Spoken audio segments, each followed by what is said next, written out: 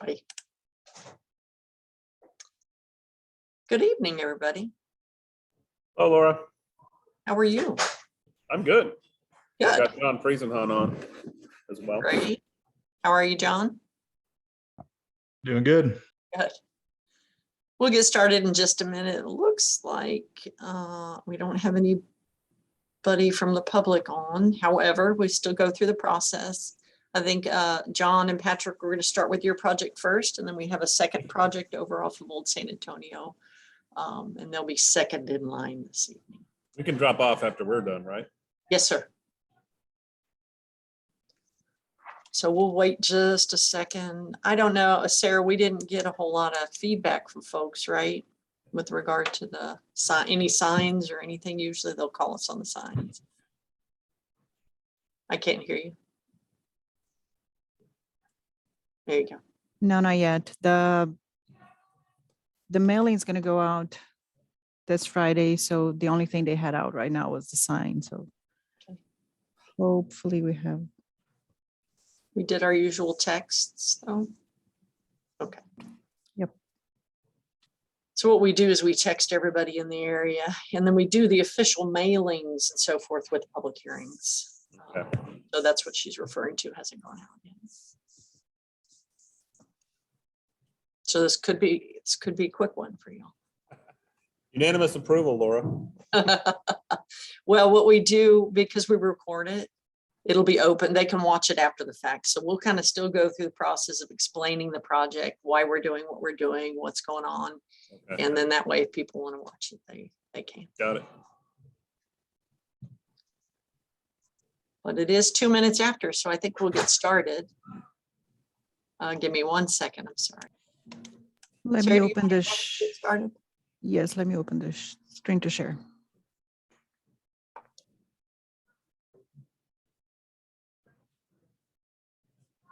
Can you see the screen with the map? Yes. Okay.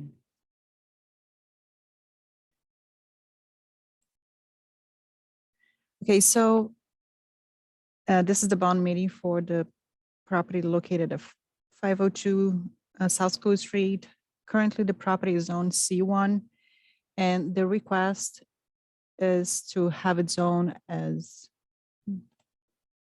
R1M. So the property has been preliminarily approved for the plat back in December 21, and the preliminary plat is compatible with R1M. When the UDC was adopted, it received the C1 zoning category because it was zone B1. So when the UDC was adopted, we just converted commercial to commercial. So the B1 was compatible with the C1 based on the classification of the road that it was in front and the surrounding properties. This is the requested zoning category, and this is the preliminary plat that was approved. So the idea is to have an extension of Hosack going through the site and ending on a cul-de-sac. You have the smallest lot frontage being 65 and the smallest lot acreage being 0.185.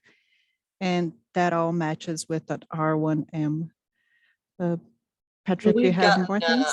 We'd gotten a variance on this one through the Board of Adjustments for lot frontages, if I recall correctly, right, John?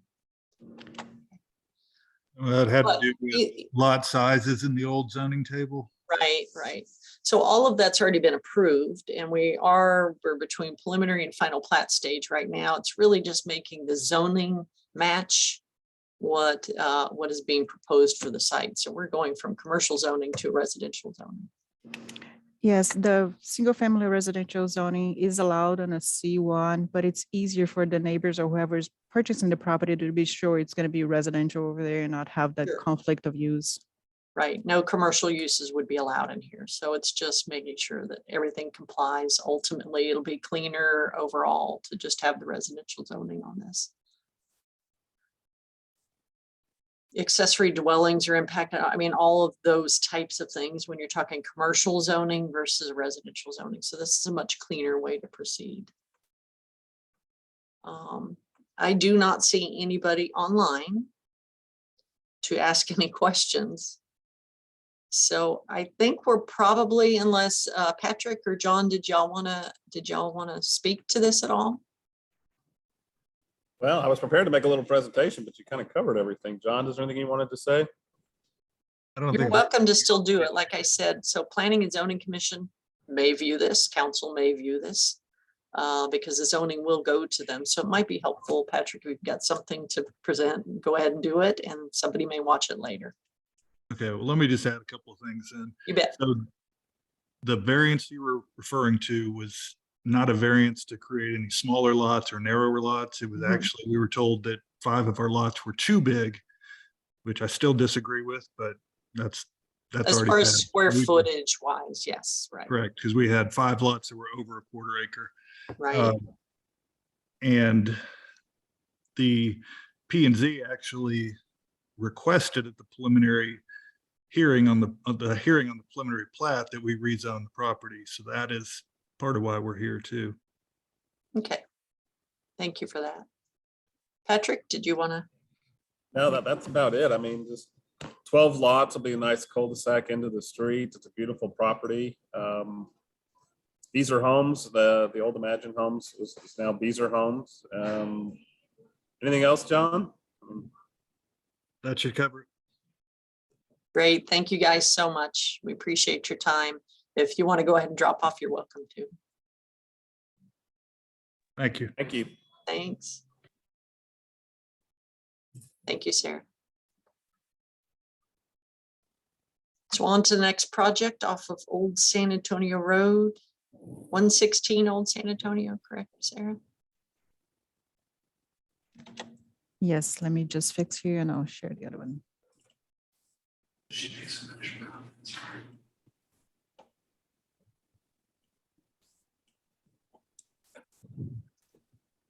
So same Okay. situation here. We don't have anybody on to listen, but they probably at some point are going to want to listen in. I do know last night's P&Z meeting, they expressed some interest in this.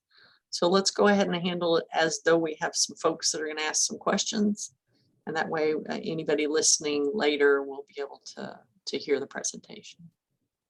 Go ahead, Sarah. Laura, thank you so much. Sarah, appreciate you putting together this bond meeting. For those folks who are viewing this, I appreciate your interest in developing this project. I am Rob Killen. This is Delaney Honecker. We're land use attorneys at the law firm of Killen, Griffin, and Fairmont. Our address is 10101 Reunion Place in San Antonio. Also online are Brett and Tyler. I'm asking them to introduce themselves in just a moment. But we're asking for rezoning from RE to R3. To allow for the development of a multifamily project that is appropriate for this area, we believe, from a land use perspective. We have no single family zoning around us. We back up to commercial and light industrial kinds of uses. The density is relatively low. We'll have we'll show the site plan in just a few moments and let Tyler and Brett talk through that. But as land use attorneys, we're taking it from the RE zoning to allow for multifamily makes sense in this location. We have frontage along Old San Antonio Road that's within the heritage corridor that will limit the building height to 2 stories for the first, really the first 3 buildings of the development. We have a drainageway running through the middle that we'll show in just a moment that will create a significant amount of green space that we think will be incorporated into the project as recreational space for the residents. Again, it's a good area, it's a good location, it's appropriate use, and we appreciate the opportunity to visit with stakeholders and ultimately present this to P&Z and City Council. But to get into a little bit more detail, Tyler, do you want to take it away? I'm actually gonna touch on one thing really quick before Tyler. The property is zoned RE and we are requesting a rezoning to R4US, especially for multifamily development. Right. Now, Tyler. Thank you, Dawn. I appreciate that. Let me just ask one question. Did y'all want to present something or do you want us just to keep this slide up?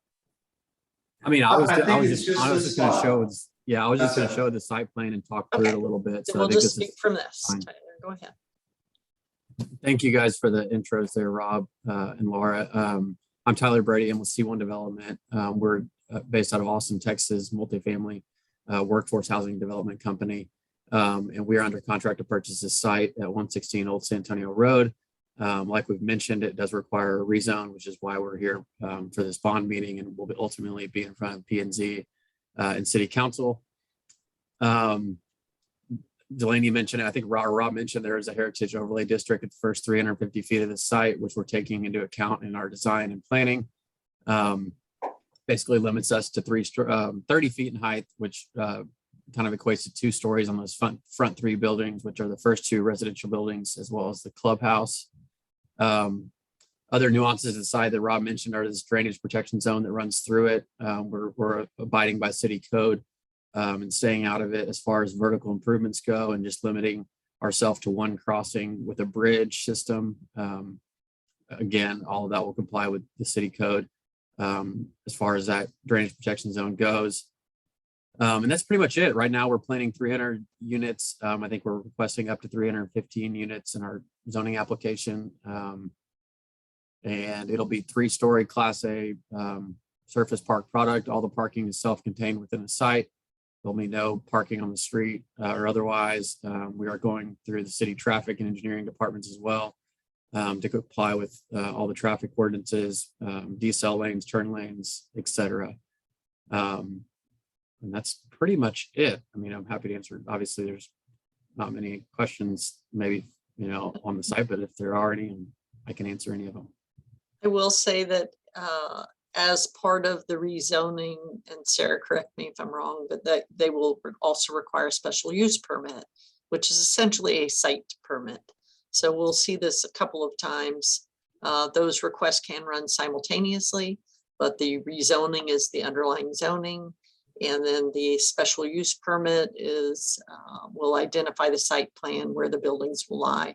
There's a little bit of flexibility in that once everything is platted, because you have to allow for some adjustments, but the drainage way protection zone is essentially a no-touch zone. I know y'all had talked about maybe putting a trail system through there. That would be allowed. They can make they can make that cross perpendicular access across the drainage way protection zone, but there cannot be any structures in there. So they won't be touching that area. Trying to think if there's anything else I could say. Tree preservation, of course, is still, key in this. We haven't gotten into that level of detail yet, but we will when we start going through the planning process.